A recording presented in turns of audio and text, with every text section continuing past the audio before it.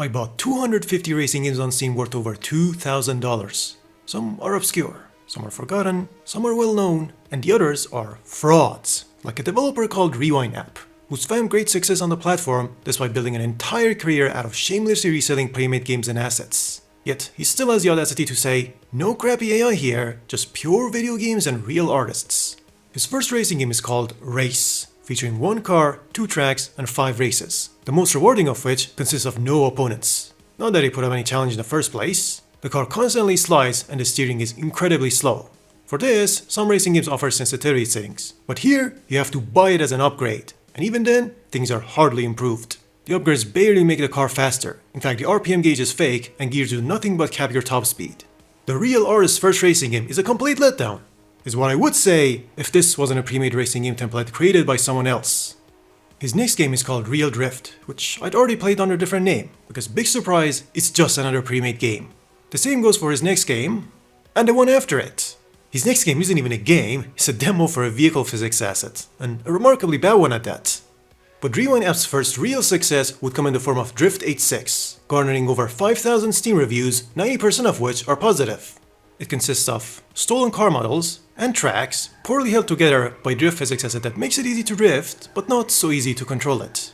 Some drift games work by reducing the tire's friction, but only over one axis. This way the car can comfortably accelerate in a straight line, but also slides easily when it gets sideways. Once it does though, it becomes much harder to stop. Not that it'll matter in this case. The gears are so poorly tuned that the car can stall at low speeds. Throttle is hardly a factor. You're always either redlining the engine or stalling. This drift handling is clearly made for high-speed corners only, making it a terrible fit for most of the tracks Rewindapp included. The premise is simple: gain points based on speed and angle of your drift. There's also a score multiplier that, like many drift games, results in an unhealthy meta of Arab drifting on straights to keep the combo alive. You're not even penalized for hitting walls.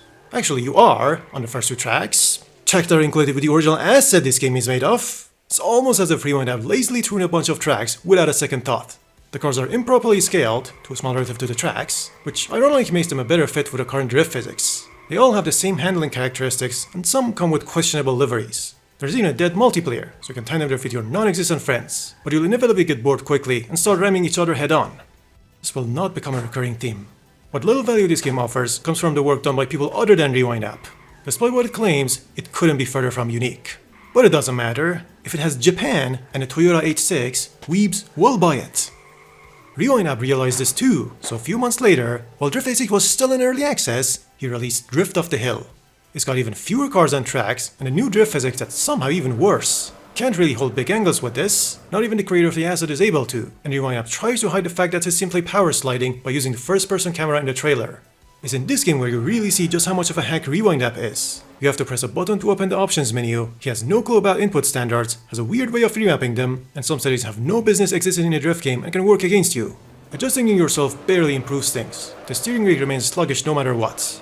You're also given plenty of car setup options, but none of them make a meaningful difference. Not even Rewindapp was happy with this asset, which is likely why he went back to the old one in Karting. You can really see his creative genius through his game titles. The karts don't behave like karts at all. They're cars, and very poorly made ones. They can climb 90-degree slopes, roll over easily, can't handle bumps despite it, and tend to keep peeling out of the corners even when you try to stop. Worse yet, the AI pathing is completely broken, rendering a single player into a time trial game. But the multiplayer works. Someone got to play it with 3 other people. Should have asked him how they got it in the first place. At least the racing was good, unlike the game itself. Rewindapp would make one final drift game called Initial Drift Online. Without the online part, cause no one's playing this. Actually, this game went free to keep while I was making this video, and to no one's surprise, servers couldn't handle that many players. The game consists of several maps connected by a hub world, where you can buy, customize, and upgrade cars. The gameplay is just a series of time trials disguised as tofu deliveries. Multiplayer is limited to a free roam mode, where you can challenge others to ghost races, some of which have no finish line, leaving you trapped in them. There's also a collection mode, where the map gets stuck and takes most of the screen once you pull it up. Like every game before it, this one is a usual asset flop that offers no value. Well, it went free anyway, but microtransactions exist. Rewindapp would eventually transition from weeb baiting to nostalgia baiting, and actually found a lot more success. Here comes Retrowave, a game about dodging obstacles in a straight line. This is about the most basic game you can make, but of course Rewindapp had to use an asset for this one as well. The gameplay is expectedly simple and remains unchallenging even on the hardest difficulty. This game is all about vibes, the music, and the atmosphere. neither of which are made by Rewindapp.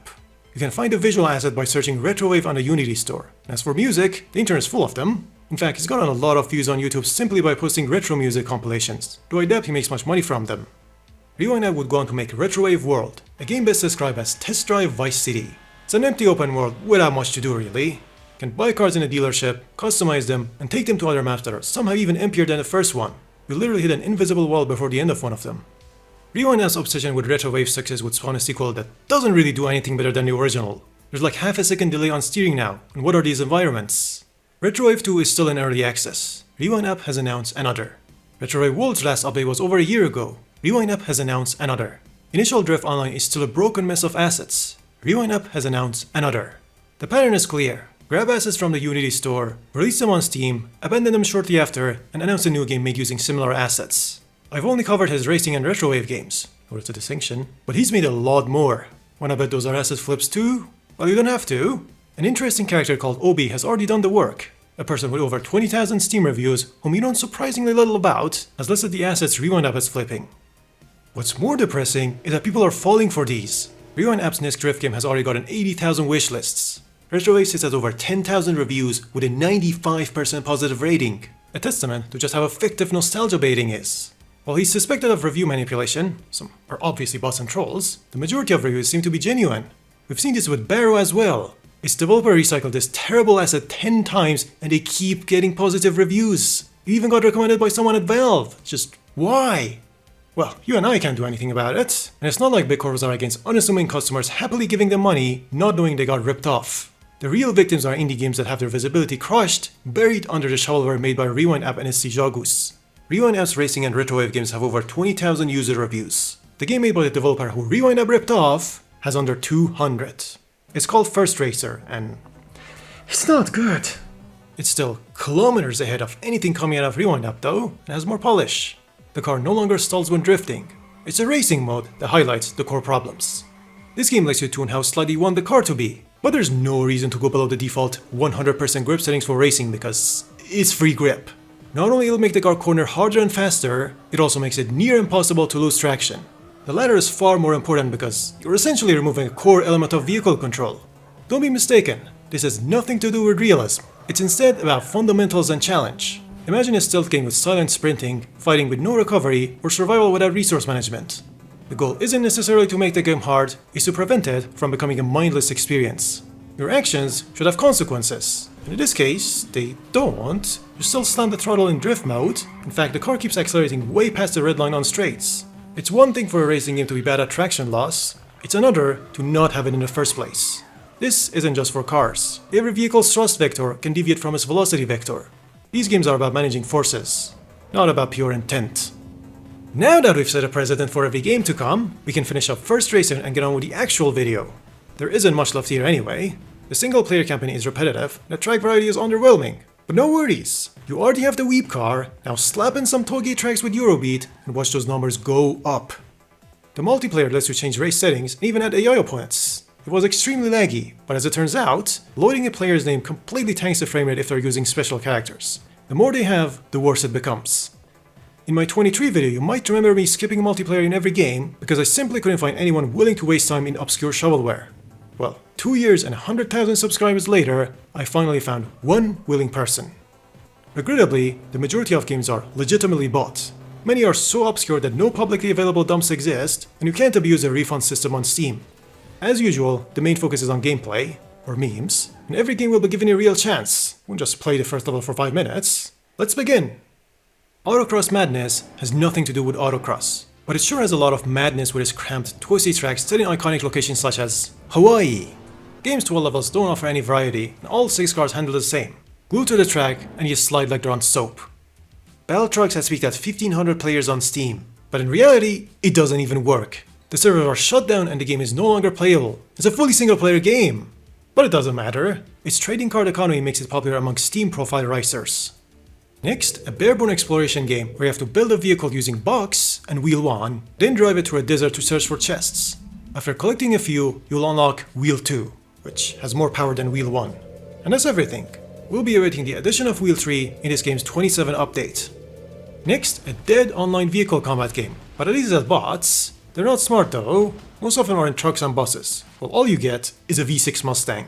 The driving and collisions are remarkably basic, which normally shifts the focus onto weapons. But most guns have autolock, so combat boils down to spamming fire whenever an enemy is nearby.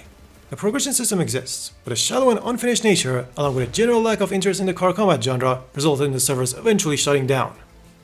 Next up, Drift Zone. Set in several small, nearly flat maps and featuring two modes that are mostly the same. Drift along the designated path and get as many points as possible before the timer runs out. The timer refills as you score, making the early game really slow, because your car isn't fast and you'll struggle to earn even a 1-star rating. Things get much smoother after the first upgrades though. Some events can be a bit challenging for 3 stars, and others are so easy you get the world record score on the first attempt. Game's got leaderboards, and supposedly a multiplayer mode that doesn't work anymore. After maxing out the starter car, I hoarded money for the most expensive car, which isn't a 40. It's got the same handling characteristics as the Beamer, and every other car really. There isn't much skill involved in the drifting, just shift into high gear and slam the throttle. You can't do any tricks, and it's near impossible to maintain traction. I'll refer to this handling style as full drift from now on, where aside from full straights, the car is never pointing in the direction it's traveling. There's visual, performance, and setup customization, but it's quite basic as well. A generic and unremarkable game overall, but it's not the worst thing. It's far better than many other shovelware that ended up with positive user ratings. This one is at mostly negative. The next game is free and was recommended by its developer 2 years ago when this video series was originally planned. Nowadays, that is a sign of either desperation or overconfidence. Driftwave is endless with a full drift handling that's quite good in reverse. You'll see everything there is in half an hour, which is still more substance than Rewind-App's retro slops, all for $0. You can even join friends in multiplayer. Sorry, I don't have any friends, I have family. But what's real is family. Next up is a simple pre-made drift game. At least his developer was smart enough to publish his own asset, better him than Rewindapp or Gekisou. It's got better drifting than the most overhyped indie racing game of all time. And I say that because they're both on the same physics system. Triple Drive. It seems way more polished than what you're used to so far and has its own unique style. Its multitasking gimmick on the other hand is completely useless. The game runs multiple races simultaneously on identical copies of the same track. You have one car in each race and can switch between them in an instant. The game forces you to, because the AI is dumb and falls behind when you're not the one in control. But of course blatant rubber banding is going to make all that pointless anyway. The tracks in every level all have the same width, with a little variety overall.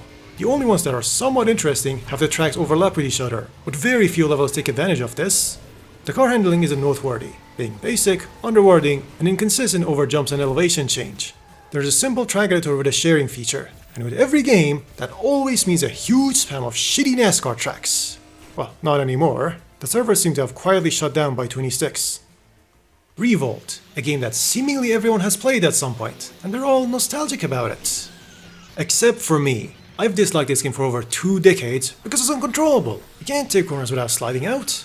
Now I know what you're gonna say, skill issue. And to be fair, I've never bothered finishing this game, so now it's time to get into it for real and learn from the best players. So, how do you take corners in Revolt? You don't, you just wall ride. Much skill! Okay, that turned the game from frustrating to boring. But still, not every corner has a wall to ride. A notable chunk of this game involves driving at near top speed through flat-out corners. For those, you might notice that the steering is incredibly sensitive. Even the smallest stick movements send the car into a hard turn. Well, at top speed, the cars don't benefit from more than 10 to 20% steering inputs. Anything more, and they understeer, lose speed, and become more susceptible to losing control. That's why keyboard is the superior way to play. Wait, keyboard? How does that make any sense? Well, that's because, like most racing games, the in-game steering is made gradual regardless of your inputs. The centering rate, on the other hand, is near instant in this case. When you press turn, you steer very little, and when you let go, it immediately returns to center. So by rapidly tapping on keyboard, you make sure the wheels don't turn more than a small amount. An analog stick, on the other hand, is much slower to tap steer with. Trying to limit your movement to less than 20% is difficult, even if you don't have stick drift. Well, some other racing games have similar issues, and because of that, I had already vibe coded a program that limits the range on your input device. I can hold a button to limit my steering to less than 20% and get over 5 times the accuracy on the analog stick. This finally made the game playable. Barely. Slowing down on anything but a perfectly even surface while being fully straight can be a death sentence. Letting go of the gas for even half a second while barely steering can send you sliding. There's little you can do about it. It's typical for grip in older racing games to be binary. You either have grip or you don't. Now every time I bitched about this game's physics, there was always someone who said, "But it's our C cars, it's how they handle it, the game's just trying to be realistic." First of all, this is a video game. And second, have you watched a real RC car? Do they become unrecoverable after you let go off the gas for half a second? Do off-roaders spin out because you hit a small bump with 5% of steering input? Yeah, it's not just deceleration that's deadly, it's every change in elevation. I had similar interactions with the fans of Roll Cage, except that game has no major exploits, so you literally have no choice but to pray the game doesn't spin you out when landing a jump. You can't make any excuses when even the most dedicated players are struggling. The physics are simply awful. It's not difficult because it's complex or challenging, it's difficult because it's poorly designed. It's neither fun nor realistic. Even worse are the weapon pickups. Most of them are completely overpowered, take little skill to use, and the only way to counter them is don't be close to whoever fires them. Thankfully the rubber banding isn't too aggressive, so you can get away from the pack, but you might still have to deal with lap cars, and some tracks have crossover sections. The first track is also the game's most iconic. Probably because half the people couldn't get past it, so it's the only one they raced on. It's just a bunch of 90-degree corners and a tube followed by an uphill turn. In short, it's all nostalgia, like the rest of the game. After beating the championship mode, I found no reason to continue playing the game. The driving is so unpleasant and unpredictable that it overshadows every positive aspect. At least the game is free on Revolt.io and is already patched for modern systems. Unlike the Steam version that you shouldn't buy. You can find a lot of mods and resources for Revolt, but none that teaches you how to drive. And that's because the answer is, you really can't! RC Racing Off-Road. There's no bigger enemy in this game than off-road. On a flat surface, the cars have near infinite grip, so much so that they'll flip over from extreme weight transfer. Go over any bumps though, and they turn into bricks. That's so much like Revolt! They weren't kidding about the realistic RC car physics engine of these mini cars. The game's so faithful to Revolt, it even borrows some of the sound effects. What I can't get my head around is why would you put an F40 and a big rig together in the cover in an off-road game? Did these guys have AI in 2016? That's not all though. The next game made by the same company is somehow even worse. 4x4 Off-Road Racing Nitro. To start this game, you first need to buy a truck. The problem is, you have zero starting cash. That's it. You literally can't play this game. Unless you use Cheat Engine and change the car prices to 0 or less. Now we can finally play, with constant stutters, at a capped 40 FPS, while almost maxing out a modern mid-range GPU. The game's from 2017. Even the trailer is lagging. Gameplay is even worse. Cars have infinite grip once again and are hilariously unstable despite the increased gravity. It has the most blatant AI rubber banding, and any collision with them is bound to flip someone over. The championship mode doesn't even track points, it's only the final race that matters.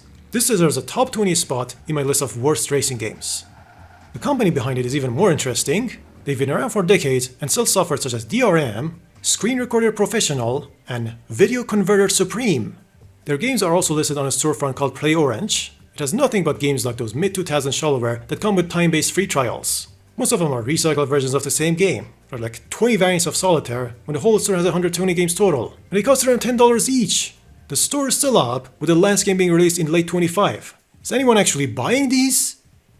Buggy Bump. This is another mini-cars race creator ripoff. That's Barrow in case you forgot, so there isn't much to discuss. The only thing to note are these weird billboards and some tracks being on drugs. At least, unlike Barrow, this game has online multiplayer that worked exactly twice. Clan for Speed drops you in a map with hordes of horizon checkpoints, but there's no obligation to follow the course. The only thing that matters is drift points. Or that's what I would say if all cars weren't unlocked already. It's the usual mixture of stolen car models, maps, and vehicle physics. Everything is normal in a straight line, but once you go sideways, even a school bus slides like it's on ice. Or even a tank? Wish I could use it to shoot this random elephant that I found out of bounds. Maybe instead of butchering lateral friction, try locking the differentials for a change? The airport band is the most interesting. It has a Gymkhana course, pipes from Mario, planes and balls with physics when nothing else in this game is movable, and a div's other Steam page drawn on a random wall. The last map has more polygons on the mountain leading out of bounds than it does on the driving road itself. That's basically the crew as well. Oh, and the multiplayer is broken. You bought Underground from Temu. That's it. You get a small city map and one other track, repeated over across 100 copy-paste events that you don't even have to win. The game doesn't track your position. You're always winner. What's worse is that the developer took all the lessons learned and made a new game. Temu Underground 2077. A game that tries to look good by soaking everything in rain puddles and neon lights, even the cars. We have two separate handling models, one for racing, where you're so glued to the ground that losing traction is only possible via handbrake, and a drift one where you deal with the typical, excessively low sideways friction. But first you have to choose a car with a body kit. There are a lot of them, but you can't customize them that much. You're then thrown into an open world with a bunch of race and drift events. The AI in drift race is completely useless. All you have to do is reach the point goal to win. There are very few courses available and you don't even have to stick to them. Just drift anywhere and the points will count. AI is hardly any better in races. They usually collide with each other. And once again, laughing at the bad collision physics is the most entertainment you'll get. After 10 events, you'll unlock a boss race. It's not much different from any other event, but it'll unlock new stuff, like a lot of upgrades that in reality all affect the same few things. Before coming back to the campaign, you might notice that the boss you just defeated progressed the game less than 3%. Yep, there are 400 copy-paste events in this game. There's multiplayer, solely for freedom, there are no collisions, and the only thing you can do is head-to-head races. What's more weird is that this game had a mobile version that was ported back to PC and released on Steam again. You can't buy it anymore, but it's the same game, just slopified for mobile. Dumbass Drivers, a game that tries to make up for bad gameplay by being funny. I could do cocaine if I wanted to. I don't really... Alright, take it easy. It's not working. The cars are glued to the ground, so much so that they get damaged just by going over bumps. You repair them by mashing a button. And no, that's not my face cam. As expected, the cars handle terribly. It's even worse if you're on keyboard, because the game enables a terrible smoothing filter in that case. To balance it out, there's no nitrous button on controller, so you have to use the analog stick to turn, and at the same time use keyboard to boost. And you'll need to, because of course the AI is cheating hard. You'll have to grind the same race over and over again just to make enough money to buy a faster car. Cheat engine to the rescue! Even then, the AI remains difficult to beat, and you have to hope they crash enough times before catching back up to you. There are seemingly random parts of geometry sticking out of the road, and of course even the smallest ones can bring you to a stop or send the car flying. After a while, one of the tracks plays a cutscene. It's just a generic time attack, but hey, redneck.png is now on the opposite side of the screen. You better get this on the first try, because the cutscene is unskippable. One of the tracks is just a circle, the next one drops your frame rate to 10, and has even more obstacles just to be sure. I just wish this PNG would shut up. It called you a dumbass every time you crash. It was at this level with Trump billboards that something strange happened. When you run out of money, the billionaire deletes your save file, forcing you to start all over. Apparently, repairs on Nitro cost money. At this point, the game is begging you to uninstall it, so I quit. But I came back. It wasn't worth it. Really, there isn't much else to note. This game would be more entertaining as a livestream highlight that I may or may not make in the future. Next, a local multiplayer only game set in one small map with tracks that are simply checkpoints. It just feels like a poorly made school project that somehow made its way onto Steam and nothing more. Kanjozoku. It has Japan and a sick looking trailer.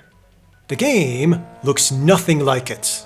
Starting it up for the first time, it immediately becomes apparent who this game is made for. There's no opponent AI, the online races are all ghosted, and the traffic is client-sided. So the online might as well not exist. It's labeled as an MMO, by the way. I had originally written more for this game, but now that we have Tokyo Extreme Racer, there's absolutely no reason to check this garbage we paid out. It worked though. Intoxicated Drivers, a free game that used to run so poorly it was frequently accused of containing a crypto miner. It's online multiplayer only, but it's wholly different from local multiplayer games played with remote play, as the latency is shifted to you. Your inputs are delayed as much as your ping. The only remaining logical choice was to set jump to unlimited and spam it for lols. Gran Carismo. That's the anthem. If it's in a game, it means it's gonna be a bottom of the barrel asset flop. Sure enough, this is a generic racing game template with tracks that we've already seen in other games that also feature the anthem. But unlike those games where cars slide effortlessly, this one gives them practically infinite rear grip, resulting in terminal understeer. Some campaign races frequently bug out. The developer didn't even bother playing through his own game, that's all you need to know. Next up we have Horizon Chase Turbo. I shouldn't have included this because this isn't a racing game. What is a racing game? The finishes vary of course, but most would probably imagine cars racing. Well, this game has neither. This is not a vehicle. The vehicle moves. This thing doesn't. You're not actually moving. It's everything else that's moving towards you, creating an illusion of movement. Well, you can technically move, but only across a single dimension, just left and right. You might think you're taking corners, but the track is actually a perfectly straight line. The turns are also an illusion. They're like magnets that pull your vehicle to one side of the screen or the other.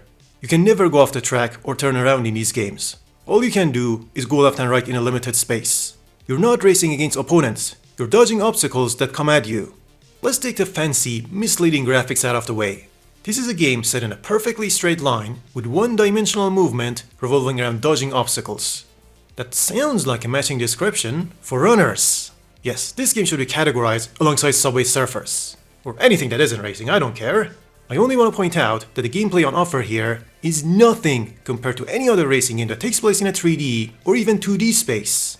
These two things are worlds apart. Don't put them together. This style of game is mainly known to have originated from the 80s Outrun and Pole Position.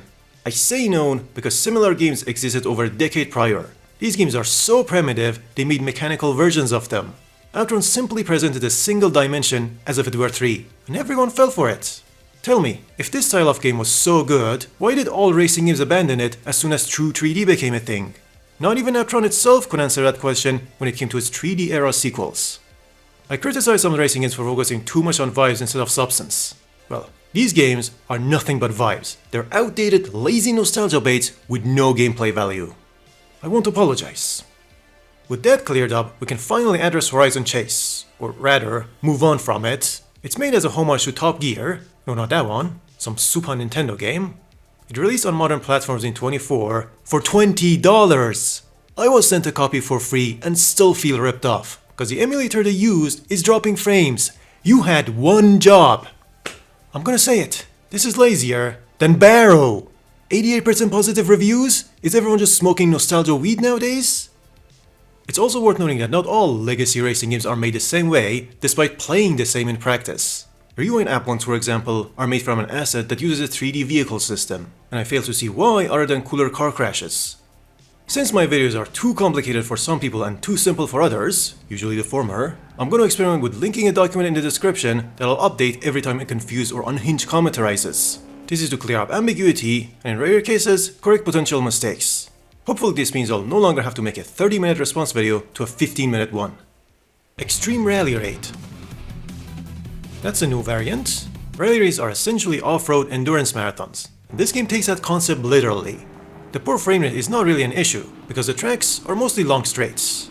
Very, very long straights. The game loads the entirety of these 200km long courses and expects you to finish them. It's not any better in corners either. The vehicles have an absurd amount of front grip bias and basically pivot from there in slides. Adding to the rally raid experience are the on-screen pace notes that are actually useful on some tracks.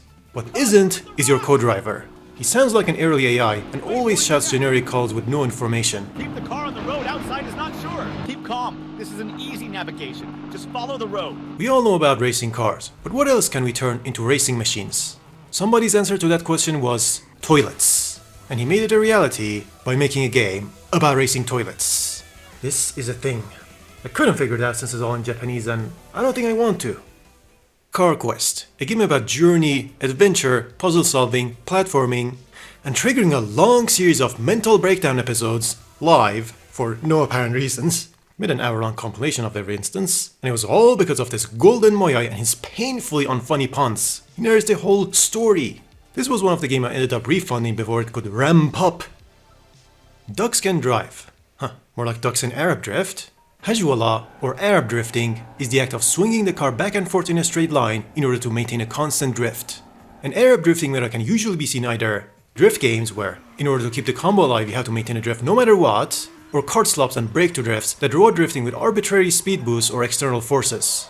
Arab drifting is, I'd say, the second worst meta a racing game could have, because it obscures every other element. The challenge is no longer in pushing the car to its limit or in maximizing the track. It's in drifting as much as possible to generate bullshit speed. It makes zero sense, feels like a cheap exploit, because it is, it's no fun, and it's taxing on your wrist if you're using a gamepad. With that said, we can move over to Ducks Can Drive. Just a basic time trial game rendered garbage by Arab drifting. There's multiplayer with no collision physics and a delivery game mode.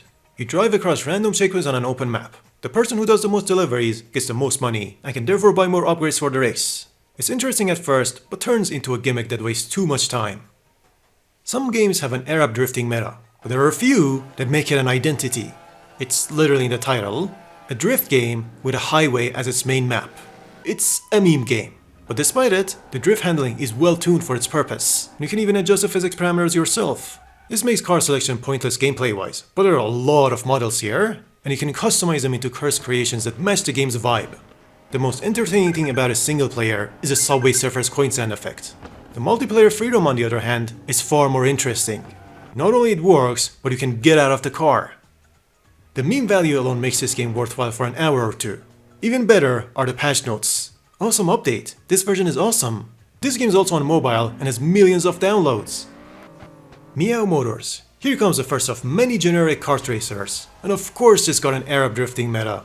The tracks look different, but play the same. Extremely wide, with nothing but flat out corners. Even the obstacles are functionally copy-pastes. I have a feeling no mainstream critics have any idea what they're talking about when they mention track design. They think pretty environment equals good, arguably the least important factor, if you consider it one, because you can't go outside the track. You're always moving, with your eyes focused on the road, so you don't even get to admire it. There are no surprises here. Excessive rubber banding, mind-numbingly easy difficulty, and overpowered weapons that demand no skill. All the things we expect from a brain rot racer. The only game mode that's somewhat bearable is drifting. It's an Arab drifting mode, except instead of trying to maximize bullshit, you actually have to maintain your drift through a set line. There are mines scattered throughout the track that reset your drift multiplier, forcing you to plan in advance and adjust your speed accordingly.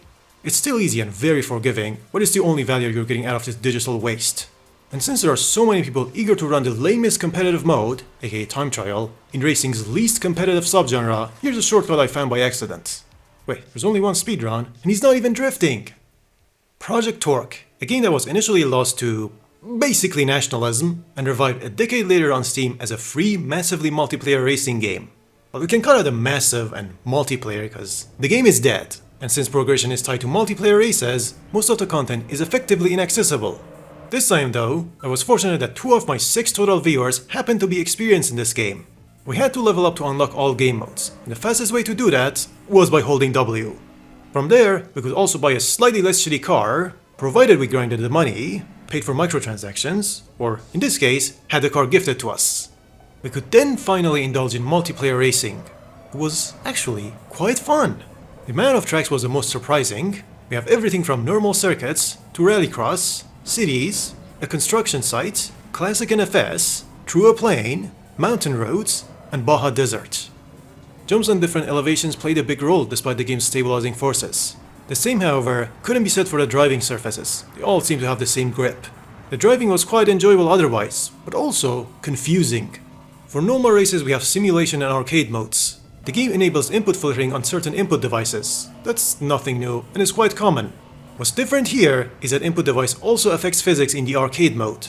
Using a direct input controller like wheels, the handling is only slightly different from the sim mode, with tires being more lenient.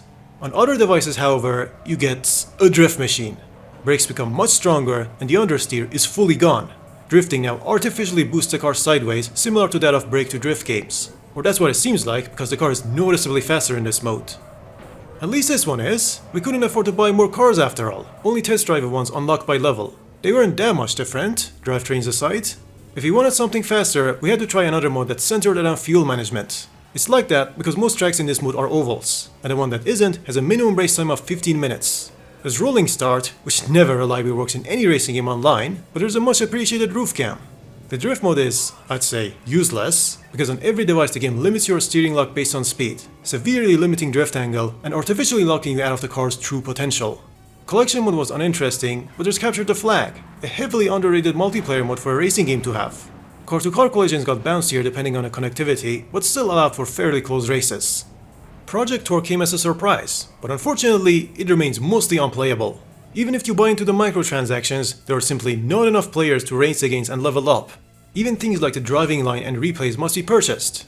Well, the replays are almost free in the Steam revival of the game, so why not other items? I will happily spend $10 or more for a game that won't die alongside its servers and comes with all content unlocked, but in its current state, another shutdown wouldn't be too big of a loss. Rekt High-Octane Stunts. The title says it all. Perform and land stunts, you get points. Land on your roof, you get wrecked, ending your combo. You earn cash by completing an endless series of challenges, but none are interesting other than the checkpoint-based ones that force you to explore the map, and even those get repetitive quickly. The cars are all low on top speed and high on grip. Most can be unlocked by racking up points, and like many stunt games, that comes down to finding the sequence that gives you the most points and repeatedly exploiting it. In this case, gaining as much as possible while constantly rolling and pitching was more than enough to hit point goals. Rekt is well polished, but the core gameplay loop is too shallow to keep you playing for long. Grassmax, a multiplayer-only game about harvesting more wheat than your opponents. Or you can try to crash into them to steal some of their wheat. You have two abilities, one to charge your enemies and another to force them away. The concept didn't hold up well in practice. Even the collisions were inconsistent and didn't matter whether you picked the heavier car. There are a lot more games left in the backlog. There will be at least one more part, but I'm not committing to this one like I did with AGRs. So who knows, this video might end up being clickbait. At least until my AI avatar inevitably takes over.